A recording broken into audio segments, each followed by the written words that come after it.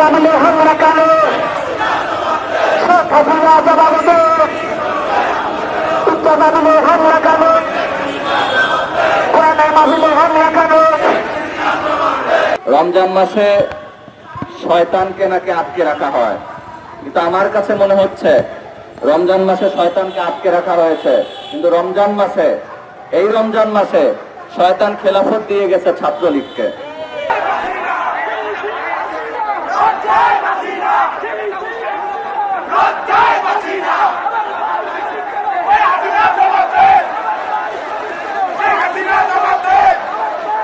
ভারতের প্রদত্ত আপনাদের উপর ভর করেছে, আমরা জানিয়ে দিতে চাই এই মানব ভারতের উগ্র হিন্দু সম্প্রদায় আপনাদেরকে রক্ষা করতে পারবে না। বুদ্ধির উদয় কামনা করছি। যদি আপনাদের কল্যাণ চান, ভালো চান, তাহলে রমজানের বিষয়ে মাহে রমজান সংক্রান্ত যে সকল সিদ্ধান্ত নিয়েছেন এগুলি প্রত্যাহার করুন এবং 92 ভাগ মুসলমানের কাছে অবিলম্বে ক্ষমা প্রার্থনা করুন। সাথে সাথে আমরা জানিয়ে দিতে চাই, একটি স্বাধীন সার্বভৌম মুসলমান দেশে ঢাকা বিশ্ববিদ্যালয়ের এক অনুষ্ঠানে ভারতীয় জাতীয় সঙ্গীতের মাধ্যমে সেই অনুষ্ঠান শুরু করা হয়। এইটা বাংলাদেশের স্বাধীনতা সার্বভৌমত্বের জন্য চরম হুমকি এবং এটা স্বাধীনতা বিরোধী কাজ। আজকে স্বরাষ্ট্রমন্ত্রীর উপস্থিতিতে এমন ঘটনা কেন হলো, 92 ভাগ মুসলমান আজকে সরকারের কাছে জানতে চায়। সাথে সাথে কোরআনের শিক্ষা ক্লাস কেন করা হয়েছে, এই জন্য আরবি বিভাগের চেয়ারম্যানকে শোকজ করা হয়েছে। এই শোকজ যদি প্রত্যাহার না করা হয় তাহলে ইমানদার জনতা এই বদলের চেতনায় প্রয়োজনে রমজান মাসে সরকারের বিরুদ্ধে দুর্বল আন্দোলন করে তুলতে বাধ্য হবে।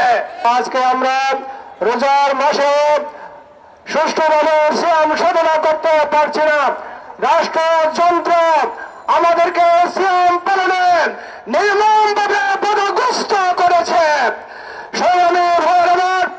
আজকে 92 ভাগ মুসলমানের দেশে ঢাকা বিশ্ববিদ্যালয়, সিলেট শাহজালাল বিজ্ঞান প্রযুক্তি বিশ্ববিদ্যালয় সহ পাবলিক বিশ্ববিদ্যালয়গুলোতে রমজান সংক্রান্ত যে কোনো ধর্মীয় অনুষ্ঠান করতে পারবে না, মরবে।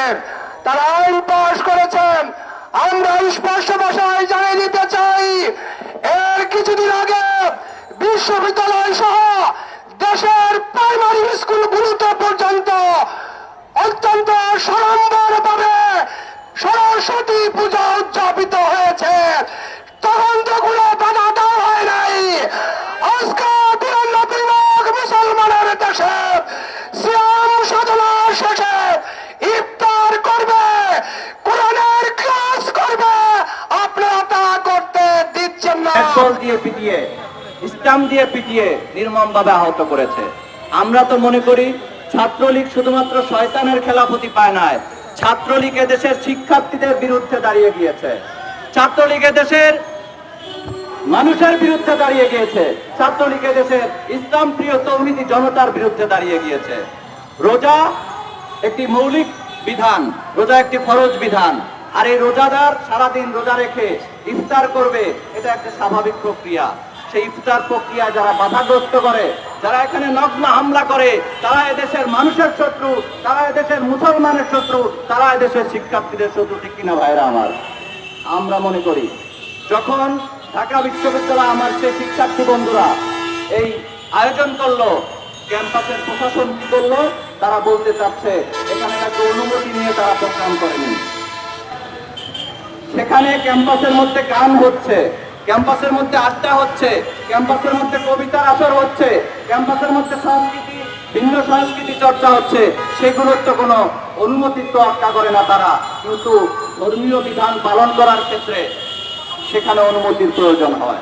আমরা তো মনে করি এই অবস্থা চলতে থাকলে ঢাকা বিশ্ববিদ্যালয়ের প্রশাসন আগামীতে 3-4 শিক্ষার্থী মিলে যে আড্ডা দিবে সেই আড্ডার সময় এখানে অনুমতির প্রয়োজন হবে বলে আমরা মনে করছি।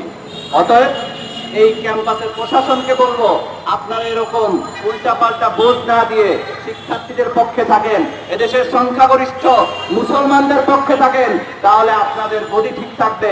আর না হলে যদি শিক্ষার্থীর আন্দোলন শুরু করে, আপনাদের ওই পক্ষরগিরি থাকবে না, আপনাদের ওই বিসিগিরি থাকবে না, ঠিক কিনা ভাইরা আমার?